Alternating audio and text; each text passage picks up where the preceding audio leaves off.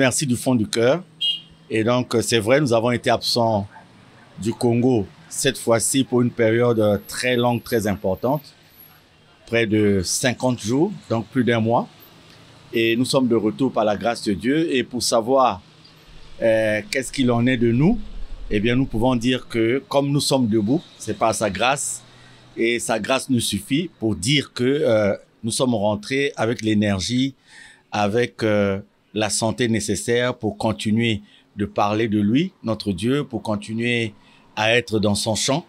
Parce que la motivation actuelle est soutenue par cette forte volonté que nous avons, le connaissant sa divinité, de le servir. Certainement pas pour les besoins permanents, matériels, financiers de ce monde, parce que le monde passe, parce que chaque jour qui passe, nous avons la démonstration que la vie, en fait, a un autre sens.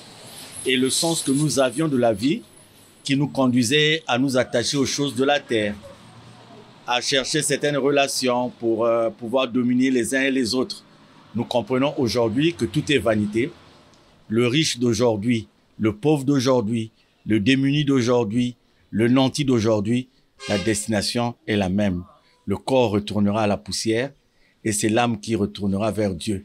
Et cette vérité, nous sommes nombreux à l'ignorer ou alors à ne pas s'en rendre compte ou encore à ne pas prendre conscience. Mais ce qui est vrai, c'est que si nous écoutions tant soit peu la marche du temps, la marche de l'histoire, nous pouvons savoir que la vie d'aujourd'hui, le véritable sens qu'il faut donner à la vie, c'est servir Dieu. Dieu devient virtuel parce que les gens trouvent que Dieu ne donne plus rien, Dieu ne guérit plus. Mais nous sommes des exemples vivants pour dire que Dieu existe. Et donc, tant que nous avons ce souffle de vie, nous sommes debout pour faire son travail. C'est dans cette détermination que nous sommes rentrés, que nous sommes revenus au pays. Nous sommes arrivés à Dakar dans un premier temps pour des raisons de santé. Et c'était pas vraiment pour cet événement d'une grande importance, puisque nous avions délégué la gestion de cet événement à notre suppléant. Mais l'homme propose, Dieu dispose. Nous avons compris que le fait d'être allé à Dakar pour des raisons de santé était un plan de Dieu. Parce que nous avons compris que notre présence était utile, était nécessaire à un moment donné. Et c'est extraordinaire ce qui s'est passé à Dakar. Au-delà même du rassemblement, de la fête, nous avons eu des sommités de notre association au niveau de l'Afrique, au niveau de l'Europe, au niveau du continent américain. Et donc, nous avons célébré avec FAST. Vous l'avez vu, vous avez suivi, puisque l'événement était en direct. Et en passant, je vous dis merci à toute la RTOPH. Merci pour le dévouement. Et je disais donc que la fête a eu lieu. Ça a été un grand moment d'allégresse, de communion, de glorification, de louange. Mais au-delà de tout, ça a été surtout un moment de partage. Vous savez ce que vit notre association au niveau du Congo. Et nous avons voulu démontrer aussi que cette association, le Congo ne pouvait pas se prévaloir. C'est-à-dire que nous, les frères et sœurs du Congo, nous ne pouvions pas nous prévaloir du monopole du fonctionnement de cette association. Et donc, ça a été aussi une occasion de nous asseoir avec nos frères et sœurs du Bénin, du Ghana, de la Côte d'Ivoire, du Gabon, du Colorado, donc des États-Unis, de la Belgique, de la France et d'autres. Et pour dire que si nous sommes un peu dans une monotonie qui n'est pas bien pour faire avancer notre association au niveau du Congo, et bien qu'il était désormais temps pour ceux-là des nôtres qui sont à l'étranger de prendre en main les destinées du fonctionnement de notre association pour que tous les retards que nous subissons au niveau du Congo soient rattrapés par leurs convictions, leurs certitudes, convictions et certitudes matérialisées dans le fonctionnement. Nous avons compris aussi que nous avons beaucoup de retard. Nous avons accumulé beaucoup de retard dans le cadre du fonctionnement de l'organisation de notre association, beaucoup de retard dans le cadre de l'exécution des directives du président fondateur, l'unique président fondateur de cette association. Donc nous voulons faire du Sénégal un exemple, un modèle dans le cadre du fonctionnement de notre association. Et donc d'ici là, nous aurons la régularisation de la situation réglementaire de notre association au niveau du Sénégal. Nous avons déjà acquis un siège puisque nous voulons avoir une visibilité concrète. Et je crois que les bonnes nouvelles du Sénégal viendront dans les jours à venir. Mais déjà, l'objectif a été atteint. Vous avez les journaux, vous avez le retour des médias sur notre association qui a connu une introduction officielle très concrète au niveau de Dakar.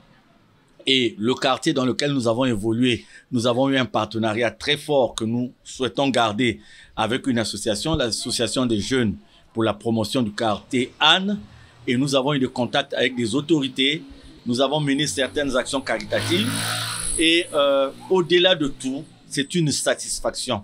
Très franchement, nous avons eu la Côte d'Ivoire dans le passé, nous avons eu le Bénin, nous avons eu à faire une descente au Ghana. Mais la descente du Sénégal était donc le résultat de tout ce que nous avons constaté comme faiblesse et que nous avons essayé d'améliorer au niveau du Sénégal. Depuis que nous parlons de l'association, nous ne sommes que dans le cadre défini par l'unique président fondateur de notre association, Guy-Émile Houphouët-Sétoukouabou. Vous avez aussi constaté que chaque fois que nous parlons de notre association, nous nous appuyons sur des supports crédibles du président fondateur de notre association dans le cadre de ses directives, dans le cadre de ses enseignements, dans le cadre de toutes les recommandations. L'histoire nous donnera raison. Le temps nous donnera raison. Parce qu'arrivera le moment où notre action sera scrutée, non pas par rapport aux pensées subjectives des uns et des autres, non pas par rapport aux méfaits de la corruption, non pas par rapport au trafic d'influence qui semble être utilisé pour essayer de divertir, non pas par rapport à certaines relations sociales qui semblent être utilisées pour essayer d'imposer une vérité qui n'en est pas une. Mais vous allez voir, les plus avertis savent déjà que tout ce que nous disons ne relève pas des faiblesses et des pesanteurs de notre humain ou de notre humanité, liées d'ailleurs à tout ce qui est concret. Jésus l'a dit dans Jean 17, dans sa prière sacerdotale, que Père, je ne suis plus de ce monde, mais ceux que tu m'as donnés sont encore de ce monde. Donc nous sommes soumis à toutes les pesanteurs de ce monde. Mais en ce qui concerne la mission de Guy-Émile Houphouët-Sétoukouabou, je prends et je lance un défi devant quiconque de venir nous dire, nous prouver que ce que nous faisons en son nom ne relève pas de lui. C'est la raison pour laquelle, vous savez, chaque fois qu'il s'agit de venir nous combattre sur ce terrain, les uns sont soit hors sujet et les autres sont hors jeu. Et on utilise la médisance, on utilise la communion, on déplace le débat. Le débat, il est là. Et nous le faisons, non pas parce que nous nous attendons à une satisfaction matérielle quelconque ou à une satisfaction financière. Vous savez, ce qui est bien aussi, c'est que dans notre vie, Dieu a fait la démonstration aux uns aux autres que nous sommes devenus ce que nous sommes devenus aujourd'hui par sa grâce, simplement. Mais pas parce que nous avons eu la corruption de mener une action avec X ou Y. Et moi qui vous parle, vous savez, je suis allé au Sénégal, c'est vrai, pour raison de santé, mais je serais parti au Sénégal pour la fête d'action de grâce que l'association Luzolo Amour au PH n'allait sortir aucun franc de sa poche. Donc, nous ne sommes restés, comment dirais-je, prisonniers ni de X ni de Y pour essayer d'obtenir un franc pour ceci. Ceux qui nous ont vus à Dakar ont vu que nous avons évolué seuls. Nous n'avons pas été à la charge de X ou de Y, comme dit l'apôtre Paul. Nous avons eu notre manger, nous avons eu notre déplacement. Et c'est ce que nous voulons inculquer aux uns aux autres. Que notre salut, c'est la récompense que nous trouvons en Dieu. Dieu sait que nous avons besoin de faire son travail. Dieu sait que nous avons besoin nous devons être utiles dans son champ. Donc, il améliore nos conditions dans ce que nous faisons, tant les affaires, sur le plan professionnel et tout. Mais il nous met à l'abri de nous compromettre avec ce qui est de lui dans le cadre de son fonctionnement. Donc, par rapport à cela, nous avons un défi. Et je vous dis, madame la journaliste, que ça ne tient pas des hommes de la terre et que ça ne dépendra pas des hommes de la terre. L'association Luzolo Amour au PH de Guy-Émile Houphouët-Sétoukouabou va se déployer dans le monde entier. Non pas selon la volonté des hommes, mais selon la volonté de Dieu. Le Sénégal nous a appris beaucoup de choses. Nous avons compris que beaucoup d'entre nous avaient encore besoin, non pas de dépendre des hommes. Nous avons compris qu'il y avait l'influence des hommes qui agissaient en nous. Il y a eu des exemples, des petits exemples concrets, mais je les prendrai quand nous serons devant le peuple de Dieu parce que par la grâce de Dieu, nous avons voulu tirer une leçon de cette descente sur le comportement des uns et des autres. Nous avons compris quelque part où était le mal. Nous le savions déjà par la grâce de Dieu, mais nous allons tirer les leçons de tout ça pour que ceux qui veulent servir Guy-Émile Houphouët-Sétou-Kabo le fassent en esprit, en vérité. Vous savez, il y a eu des moments forts et il y a eu un témoignage éloquent. Il y en a eu beaucoup, mais j'en prendrai que 2 rapidement, puisqu'il ne s'agit pas d'une émission. Et il y a eu ce frère du Bénin qui a ramené de la mort à la vie un grand prêtre vaudou. Vous savez ce que c'est que le vaudou. Il a ramené de la mort à la vie un grand prêtre vaudou. Au nom de Guy-Émile Houphouët-Sétou-Kabo. Il y a un grand féticheur. Un grand féticheur. Et il est décédé. Et j'étais en train de travailler dans mon atelier. Et ces enfants, eux aussi, ils sont là avec moi. Et on les a appelés que votre papa est décédé. Nos femmes qui nous ont mariés là, ils sont en train de pleurer. Et moi, je suis arrivé. J'ai dit, laissez-moi la place. Je suis rentré. Voilà le cadavre, le vrai Bokono là. Il est à terre. J'ai dit, papa, bon, ça est, maintenant, c'est pas ma force, c'est votre force. Je me suis accroupi et j'ai ouvert. Ces yeux, ça n'allait pas. Ces gants sont déjà calés. J'ai dit, Dieu merci. J'ai regardé sur la table, j'ai vu une cuillère là. J'ai mis dans sa bouche, j'ai ouvert un peu la bouche et j'ai mis la biramicine là dans sa bouche. Et je lui ai donné le souffle de vie. Reçois la lumière de Kari. Jusqu'à il a dit comme ça en même temps là. La mort là. Il m'a laissé la bière que je lui ai injectée. Et il s'est tué. Toi, il ne faut pas rester comme ça. Oh. Tu dois te ressusciter. Si tu ne te ressuscites pas, Antoine ne veut pas quitter ici. Je me suis accroupi, j'ai baissé encore. J'ai donné de souffle. En même temps, là, la chose là, elle a pris. Et puis, il s'est levé. Et j'ai pris la bilamicine là, je lui ai essuyé les yeux. C'est toi, on n'a pas été telle personne. Lève-toi au nom puissant de Guy-Émile Houphouët-Sétou-Kabo. Et là, il a commencé à faire comme ça. Et par la grâce de Guy-Émile Houphouët-Sétou-Kabo, je l'ai pris par la main. Il a 3 femmes. Comme je l'ai pris, nous sommes sortis au dehors là. Les 3 femmes ont commencé par courir. Mais vous partez où? Mais attendez, c'est votre mari qui est revenu en vie. La leçon qu'on a tirée de cela, c'est que la divinité de Guy-Émile Houphouët-Sétou-Kabo, si elle est ramenée à une simple mort aujourd'hui, vous voyez qu'un frère qui n'est même pas du Congo, qui est du Bénin, je ne pense pas que le frère Antoine ait déjà mis à Kognou, ait déjà mis ses pieds au Congo. Mais au nom de Guy-Émile, il est allé vers un prêtre vaudou qui était mort. Mort constaté, mort déclaré. Il a cité le nom de Guy-Émile, lui demandant de ramener à la vie ce prêtre vaudou, et ce prêtre a été ramené à la vie. 1. Deuxièmement, nous avons une jeune sœur sénégalo-congolaise, arrivée au Sénégal depuis, qui était vraiment en plein dans des pratiques sataniques. Vous avez vu qu'en pleine séance, au nom de Guy-Émile Houphouët-Sétou-Kabo, nous avons fait que tout ce qu'elle avait de négatif puisse être débarrassé, et elle a témoigné. Donc c'est ce patrimoine-là de Guy-Émile Houphouët-Sétou-Kabo, c'est ce patrimoine que nous défendons. Et c'est ce patrimoine, par sa grâce, que nous allons continuer à défendre.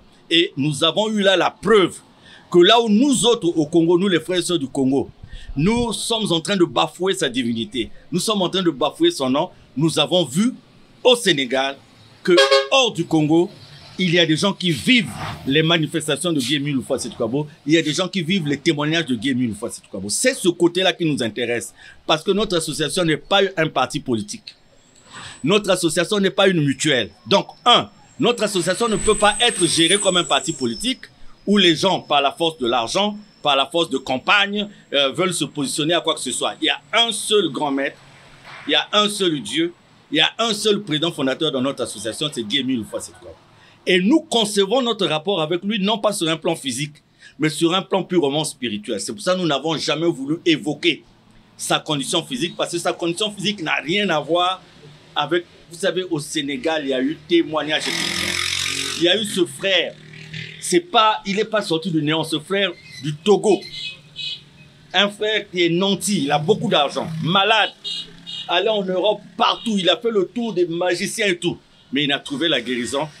Quand Guy-Émile Houphouët, c'est ce qui nous importe. Et nous nous disons, nous avons ce patrimoine-là dans notre pays. Et nous-mêmes, nous avons ces témoignages dans nos vies. Voilà pourquoi nous disons aux gens que ce que nous avons à faire, c'est de ne pas être à l'association Nous allons poursuivre X ou Y. Parce que X ou Y, nous aurons une fin. Moi, j'aurai une fin sur cette terre. Et donc, je ne peux pas me prévaloir d'être successeur de Dieu. Quel est l'homme de la terre qui peut être successeur de Dieu? Dieu. Nous voyons des aventuriers qui arrivent dans l'association aujourd'hui pendant que Guy-Émile, il n'y a pas de présomption d'absence. Pendant que Guy-Émile parle, pendant que Guy-Émile agit, on ne les a jamais vus faire ce qu'ils sont en train de faire aujourd'hui. D'ailleurs, certains avaient même disparu de la circulation. Invisibles, inconnus, non répertoriés dans le registre de Guy-Émile en ce temps. Ils ont attendu qu'il ait la présomption d'absence physique et ils commencent à nous sortir des choses qui ne pouvaient pas sortir dans le passé. Et nous avons des spirituels du ventre. Nous avons des spirituels du ventre qui ont compris que l'association de Zolo, c'était un fonds de commerce. Et j'ai donné aux frères et sœurs, je vous ai donné un élément que j'ai eu auprès de nos amis kimbanguistes pour montrer comment les amis kimbanguistes se préoccupent de l'organisation de leur confession religieuse, du fonctionnement de leur confession religieuse. Nous avons même vu le chef spirituel des kimbanguistes, quand il apparaît dans un milieu, nous avons vu comment les gens faisaient les genoux flexion, comment les gens faisaient, ça dit que la référence est rendue à cet homme spirituel. Et voilà Guy-Émile, lui que nous avons vu, que nous connaissons, qui nous a guéris. Jamais que les gens n'ont manifesté ce genre de respect. Mais j'ai vu Diangenda, qui n'est que le représentant de Simon Kimbangu, être vraiment...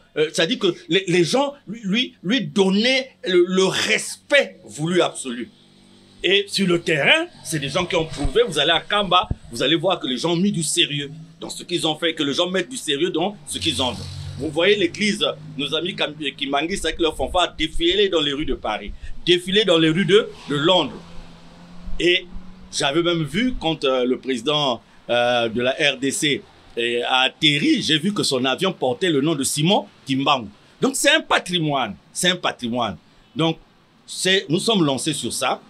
Et le Sénégal a été une avancée très, très particulière pour le fonctionnement, le développement, l'organisation de notre association. Vous savez, les conflits actuels, nous, on n'en parle plus, hein.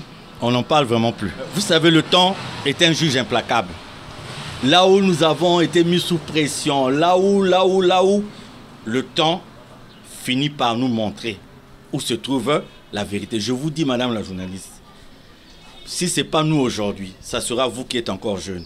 Si ce n'est pas vous, ça sera vos enfants qui poseront la question de savoir pourquoi au moment où la chose était claire, évidente, pourquoi certains se sont comportés de telle ou telle manière. Le conflit d'aujourd'hui, je n'en parle pas. Il est inhérent à l'histoire de Dieu avec ses enfants. Il est inhérent à l'histoire de Dieu avec son peuple. Madame la journaliste, il y a eu des petits faits au Sénégal où nous avons compris qu'il arrive des moments où les hommes de la terre ont beaucoup plus peur des autres hommes de la terre. Parce que ces hommes leur procurent toit, vêtements, nourriture. Et on préfère écouter ces hommes de la terre. Je vous ai dit que notre association n'était pas un parti politique. Les gens ont voulu le gérer comme un parti politique, faire la pression, chercher à obtenir des décisions de la terre pour pouvoir faire ceci, pour pouvoir faire... Je salue toutes nos autorités parce que j'ai eu à converser, à m'entretenir avec beaucoup d'autorités qui m'ont exprimé leur courage. Hors micro, bien entendu, parce que certains ne peuvent pas le faire de façon ouverte. Je salue toutes les autorités qui ont compris la réalité de ce que nous vivons au niveau de notre association. Vous voyez qu'aujourd'hui, il a été plus facile, par exemple, pour nous, d'aller évoluer à Dakar à des milliers et des milliers de kilomètres. Alors que très souvent, nous voulons aller juste à côté. Et il y a quelqu'un qui se lève pour dire, chez nous-mêmes, on ne peut pas aller. Vous voyez comment on nous a ouvert les portes au Sénégal. Comment, madame la journaliste, nous avons eu une assistance tout à fait particulière au niveau du Sénégal. Au niveau des autorités du quartier, au niveau des autorités de la mairie, au niveau de la sous-préfecture de l'arrondissement de Grand Dakar. Et aujourd'hui, le traitement du dossier de Luzolo à un haut niveau est fait avec beaucoup de respect, de considération. Mais regardez qu'il arrive au moment où nous avons pris des avions. Nous sommes allés loin, sans problème, pour aller n'allez parler que de Guy Émile Houphouët-Boigny. Il nous est arrivé des moments où ici, chez nous-mêmes, vous voulez aller quelque part dans une localité, quelqu'un se lève pour vous dire, vous ne pouvez pas prier, vous ne pouvez pas faire ceci. Mais je dis, tout ça est remis entre les mains de Dieu. Aujourd'hui, il peut être dit ceci, il peut être fait cela. Les papiers sont là, les sons sont là, les éléments visuels sont là pour dire que Guy Émile Houphouët-Boigny, voilà ce qui se passe. Et aujourd'hui, nous avons mis à la disposition de tout le monde tous ces éléments. Mais certains ont cru que nous étions un parti politique. Donc il faut essayer de faire la campagne, il faut essayer d'aller corrompre là, il faut essayer de faire ceci. Luzolo, Guy Émile dit, son association est la mère poule. Et son association ne sera jamais un parti politique. D'ailleurs, nous ne faisons pas la politique et nous ne ferons jamais la politique. Certains ont cru aussi que son association était une mutuelle. Donc on se retrouve, on oublie ce que lui il veut, on oublie ce que lui demande parce qu'on se retrouve. Vous savez, il y a deux choses qui nous divertissent dans le solo. Il y a deux choses qui nous divertissent. La première des choses, c'est la biramycine. Il y a la notion d'alcool, comme c'est autorisé au niveau de notre association. Donc, des gens qui viennent, qui sont pifs de boissons, qui vendent même à bas prix l'image de notre association. Donc, cette liberté de l'alcool fait que les gens aiment aller dans nos prières, aiment aller dans nos séances, non pas parce qu'ils ont compris la doctrine de Guy Émile Houphouët-Boigny, mais parce qu'ils retrouvent là un milieu où... vous avez déjà vu des gens aller dans une église quelque part et ressortir pour aller boire, pour aller manger et revenir dans l'église au moment où ils sont sous. Mais ça, on le voit dans Luzolo. Mais ça, ce n'est pas demandé par le président fondateur, ce n'est pas demandé par Guy Émile. Vous allez voir dans Luzolo un deuxième fait, le dombage, qui était une danse sacrée. Guy Émile dit même c'est la danse de grand jazz au ciel là-bas. Mais comme il nous a été donné la possibilité de danser comme on veut, donc ces deux libertés-là, danser, boire, donc ça donne à certaines personnes une certaine idée de l'association, mais qui n'est pas en réalité l'association. Donc les gens viennent, ils boivent, ils dansent. Et quand on boit, quand on danse, on se saoule. Je tais les autres choses qui peuvent venir par la suite. Et les gens trouvent que c'est Luzolo. Ce n'est pas Luzolo. Luzolo aujourd'hui, c'est deux choses tout à fait différentes. C'est le but de l'association, qui est un document écrit par Papa Émile. Donc il faut mettre ce but-là en application. 1. 2. Ce sont des vérités divines de l'heure, dont la première concerne la divinité de Guy Émile Houphouët-Boigny. Vous ne pouvez pas être, si je vous prends l'exemple du Sénégal, au Sénégal nous avons nos enfants qui évoluent là-bas, et cette évolution date de 10 ans, donc depuis 2015. Et vous avez vu, 10 ans qu'ils évoluent là-bas, aucun Sénégalais n'est dans l'association. Aucun autre étranger de l'Afrique résidant là-bas n'est dans l'association. Ils n'ont pas de document officiel, donc officiellement ils ne sont pas reconnus. Or, s'ils avaient comme base ces deux aspects-là, le but de l'association et les vérités divines de l'heure, qu'est-ce qu'ils allaient faire? 1. Ils devaient d'abord chercher une reconnaissance officielle, parce que c'est de la reconnaissance officielle que doivent partir toutes les actions qui doivent être menées. Parce qu'aujourd'hui, ils se retrouvent dans les salles de classe, c'est bien. Mais un jour, s'il y a un problème, ils répondront au nom de Luzolo et l'État sénégalais dira, mais vous êtes reconnu sur quelle base? Vous voyez? Et deuxièmement, les vérités divines de l'heure. Tous les dimanches pendant 10 ans, vous ne pouvez pas en parler seulement entre vous. Pendant 10 ans. Mais vous connaissez déjà qu'Émile est Dieu, même ceux qui font semblant. Donc, pendant 10 ans, vous êtes là. Mais pourquoi? Parce qu'il y a des notions. La notion de la biramycine, la notion de la danse, qui introduisent d'autres notions de copinage. Et si on ne fait pas attention, ces notions de copinage vont prévaloir au détriment de la véritable mission même que nous avons, nous les membres confirmés. Donc, Charles Mikungi Lundu, un pécheur indigne rempli d'iniquité, vraiment un mauvais dans la vie, mais sur le terrain de la mission de Guy Émile Houphouët-Boigny, eh bien, il y a des bases, il y a du support. Et c'est pour cela que beaucoup évitent de m'avoir directement sur ce terrain-là. Parce qu'ils savent que je ne parlerai pas de moi. Je sortirai les supports. Vous avez entendu dire, les gens sont revenus même sur le face-à-face. Il nous faut un face-à-face. Il nous faut un face-à-face. Vous savez, ce face-à-face n'est jamais arrivé parce que les gens savent. Les gens déclarent forfait dès le départ parce qu'ils savent que je ne parlerai pas de moi. Je mettrai chacun devant les responsabilités. Et pendant mon séjour à Dakar, j'ai fait des directs sur mon compte Facebook, j'ai fait certaines émissions. Et quand vous voyez, c'est toujours autour de Guy Émile, autour de son association. C'est pas pour me faire prévaloir, vous savez, on n'a pas besoin d'être responsable dans le Zolo pour parler de Guy Émile. On n'a pas besoin d'être responsable. Là, le peu de moyens que Dieu me donne, eh bien, je fais des émissions, je fais des livres pour parler de lui. Et l'appel que nous avons aujourd'hui pour tous les frères et sœurs, c'est de comprendre que plus nous faisons le travail de Papa Émile, le reste, il s'en occupe. Parce qu'il n'est ni un féticheur, ni un magicien, encore moins un guérisseur. Donc, quand nous faisons son travail, le reste vient tout seul. Vous savez, j'ai été absent pendant des temps et des temps, mais tout ce que j'ai laissé comme petites affaires ici, il n'y a pas eu de problème. Parce que j'ai dit à Dieu, je m'en veux faire ton travail. Et le reste, tu gères. Et il gère. Et au contraire, je suis même venu trouver des avancées. Je suis venu trouver des avancées et ça me réconforte. Bon, maintenant, vous pouvez dire aussi qu'il y en a qui le font, mais il y a des difficultés. Oui, oui, oui. Ça aussi, c'est la vie de Dieu. Les difficultés, à un moment donné de la vie, ça peut être comme d'une école, mais il faut adhérer. Je demande aux frères et sœurs d'avoir la foi. La RTOPH diffusera les témoignages que les uns et les autres n'ont pas pu suivre, notamment ce grand témoignage du frère Romain du Togo, notamment ce grand témoignage, ces témoignages du frère Antoine, les témoignages de Dogbo, le témoignage de cette sœur en pleine séance, en pleine fête. Je vous dis, beaucoup de gens ne vont pas me croire. Mais c'est ça aussi le mal que nous avons, nous les Africains. Ce qui est de nous, on trouve que c'est inutile.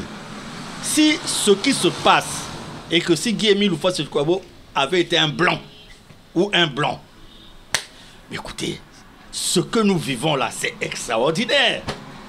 C'est extraordinaire.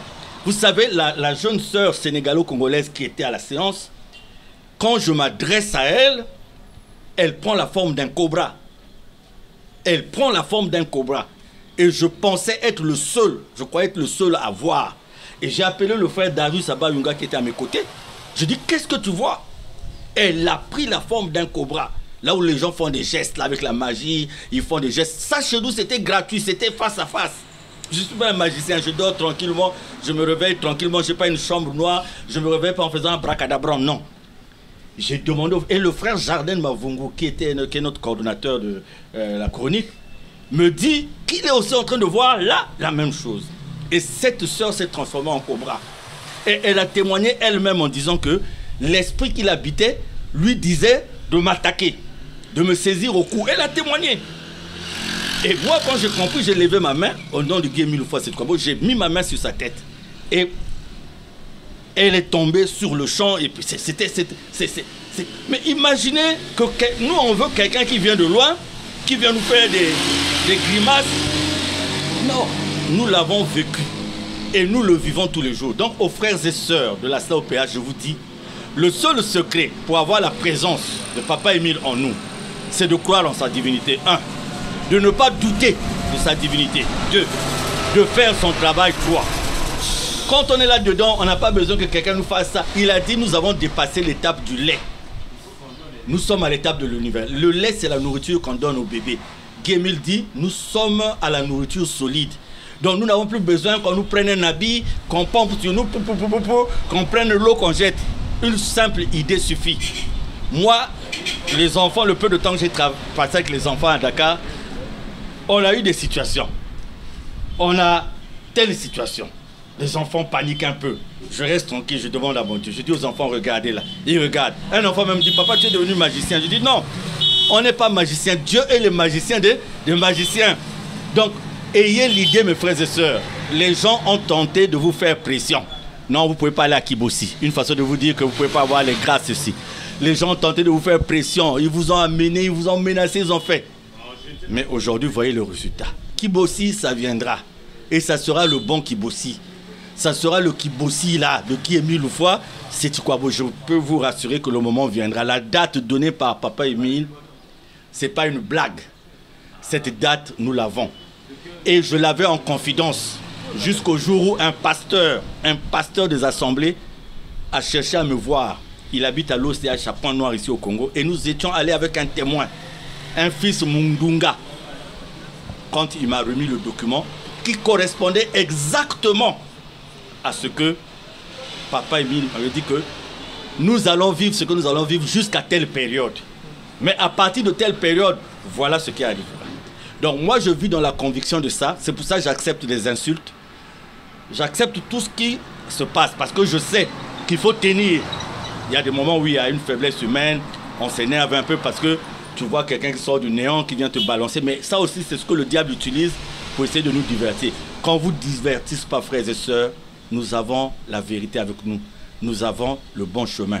Nous avons le vrai chemin. Au moment où le monde se prostitue, en allant à gauche et à droite, au moment où les hommes perdent la foi, au moment où même les dirigeants des églises ont adhéré à ce que le diable demande, au moment où aujourd'hui l'église ne reflète plus ce que Dieu attend de l'église, ceux qui vont vaincre, c'est le peu qui est dit dans l'Apocalypse. Et pour être dans le peu qui est dit dans l'Apocalypse, suivant Papa Émile, il dit, suis bien mon âne et jamais tu ne te perdras. L'âme est un animal bête, mais Papa Émile dit, suis l'animal qui est bête. Ne te laisse pas influencer par le lion, ou par la panthère, ou par l'éléphant. Suis mon âne. Il dit, sois comme l'eau qui prend la forme du récipient dans lequel on la met. Donc aujourd'hui, Papa Émile dit, on t'a mis dans une bouteille de coca, rentre dans la bouteille de coca. Dans le seau, rentre dans le seau. Dans la cuvette, parce que c'est l'orgueil là. L'ego, l'orgueil, le moi, c'est ce qui fait souvent qu'on se détache de cette intimité avec Papa Émile. Donc soyez forts, allez dans les lieux de prière, exécutez ce qu'on vous demande, bien sûr, en accord avec ce que Papa Émile veut. Et, mes bien-aimés, je vous dis, j'ai vu à Dakar des gens qui n'avaient pas d'argent. Une maman m'a dit que dès qu'elle avait entendu parler de Dakar, elle avait une tontine. Nous, on est dans un milieu ambiant, mais elle a dit, la tontine, là, je vais aller à Dakar. Et cette maman est venue à Dakar. À Dakar, elle m'a dit, papa, je suis arrivé à Dakar, je n'ai que 10 000. Dieu merci, là-bas, nous avons pris en charge les nutritions et tous les transports. Tout, c'était une organisation parfaite. Et elle n'avait que 10 000. J'ai dit à la maman, j'étais tellement content de voir pareil dévouement que j'ai pris 100 000. Parce qu'on venait de me partager, on me partage beaucoup. J'ai pris 100 000, j'ai remis à cette maman. J'ai dit avant de rentrer, trouve quelque chose parce que considère ce que je t'ai donné. C'est comme elle me dit, cette maman, je disais, la maman dit, j'ai prié, j'ai dit à Papa Émile, mais je vais arriver au Sénégal, je n'ai que 10 000. Comment je vais faire? Et voilà comment. Il ne m'a pas demandé. Il ne m'a pas demandé. Moi aussi, on venait de me partager. Il y a des gens qui m'ont partagé parce que j'étais dans une situation de santé. Il y a des gens qui me partageaient. Il y en a qui priaient pour moi. Et donc, dans ce qu'on m'a partagé, j'ai remis à cette maman 100 000. Elle a pleuré. Elle a dit, mais c'est du tic au tac. Je venais de demander à Papa Émile. Et voilà ce qui a été donné. Donc, mes frères et sœurs, fermez vos oreilles à tous ces agitateurs-là. Tous ceux-là qui étaient invisibles pendant que le maître parlait. Pendant qu'il n'y avait pas de présomption d'absence physique, on ne les voyait plus. Ils avaient abandonné le maître. Ils avaient laissé le maître. On ne les voyait plus. Tout d'un coup, ils réapparaissent. Parmi eux, il y a soi-disant des diplômés et tout. Moi, je vous assure, le peu de diplômes que Dieu m'a donné, je profite de ça pour aller parler de Guy-Émile Loufoua. C'est de profiter de la situation que je peux avoir pour parler de Guy-Émile Loufoua, c'est quoi. Ne vous occupez pas aussi des autres là, qui prennent l'association pour un fonds de commerce. Vous voyez que tout ce qu'ils engrangent comme affaire, ça ne marche pas. Laissez-les mourir de leur mort. Ils sont comme au bord d'un gouffre et ils veulent que quelqu'un les pousse pour qu'ils les attrapent, pour qu'ensemble, vous tombez dans le gouffre. Soyez bénis, soyez forts. Merci à Papa Président Tacite Ténor Tombekende, parce que les sections de Pont-Noir et du Culot ont été de beaucoup dans la réussite de cette fête. Merci à Papa Darius Abayunga, le chargé à l'organisation de la Côte BCI. Merci à Papa Paul-Marie Magloire Mafoi, qui, bien que n'ayant pas été à Dakar, a été l'une des pièces maîtresses pour la réussite de cette fête, parce que quand on parlait de documents, on parlait de tel travail, il a été là. Merci à Papa Gilbert Mabanza, le président adjoint de la commission d'organisation des fêtes internationales, des fêtes programmées, qui a montré aussi sa dextérité dans le cadre du travail. Merci à un jeune frère, en tout cas, qui a été la pièce maîtresse de toute cette, j'allais dire, cette aventure, cette belle aventure, Papa Franky Nzambi. En tout cas, c'est un frère qui fait la fierté de notre association aujourd'hui aux yeux de Papa Émile. Je dis aux yeux de Papa Émile, je sais pourquoi. Et derrière lui, tous les frères et sœurs du Sénégal qui ont adhéré à cette... Parce qu'il y avait un débat, un grand débat que je n'en parlerai pas ici. Et donc, je parle particulièrement du frère Parseti Prez Mikungi, qui était le patron de la commission de transport. En tout cas, à différentes heures, à différents moments, différentes compagnies aériennes et ceux qui sont venus par la route, il a répondu présent, accompagné du frère Eliezer Matuka. Les frères Dali Diakabana, le frère Prince Bissila, la sœur Bertoni Floriel avec les médias, le frère Alan Mabanza, commission musique, le frère Changel Mikungi avec les Zéla, la sœur Brifel Bassangui. En tout cas, il y a eu une équipe forte de nos enfants, le frère Roméo Vince Moutchemo, une équipe forte de nos enfants. J'en ai oublié d'autres noms, ils vont me pardonner. Merci à nos amis de l'Afrique de l'Ouest qui ont fait 5 jours de route à l'aller et 5 jours de route au retour. C'était très difficile. Le frère Jacques Ataï, le frère Sewovo Franck et tous les autres frères. La sœur Elisabeth Akwanyou, le frère Romain du Togo. La grande famille des États-Unis, conduite par le président Miena, qui a été vraiment efficace. Je les salue. Maman Charlotte Dimi, l'officiante. Maman Jeanne Tagno de la Côte d'Ivoire. Papa Achor Sylvanus du Ghana, avec papa Nancy, avec Diwa Bass de Tiananmen. Tous ces enfants-là, en tout cas, c'était d'un dynamisme. Maman, la présidente adjointe de Chorale Internationale. Maman Gladys Ngila. Maman Fachel Boulingi. En tout cas, maman Sephora Grace Nziou. J'ai oublié d'autres noms. Vous avez vu, nous avons vu papa Louzolo. Nous avons vu papa Rigobert Zobadila. Nous avons vu nos 2 sœurs de l'Europe, de la France. Nous avons vu une partie de la famille Moussanjo qui était là aussi. Nous avons vu maman de la Belgique, maman Florence Moukouri.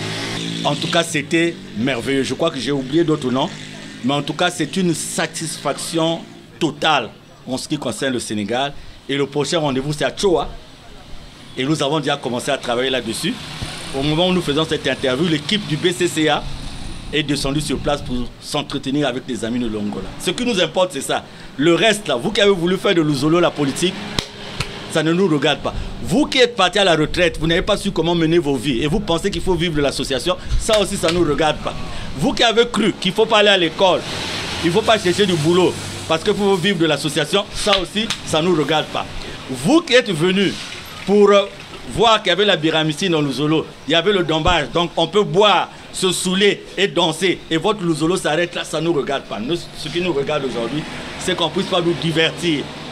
Ce qui est de Dieu, le chemin il est long, mais si Dieu est avec nous, nous avançons.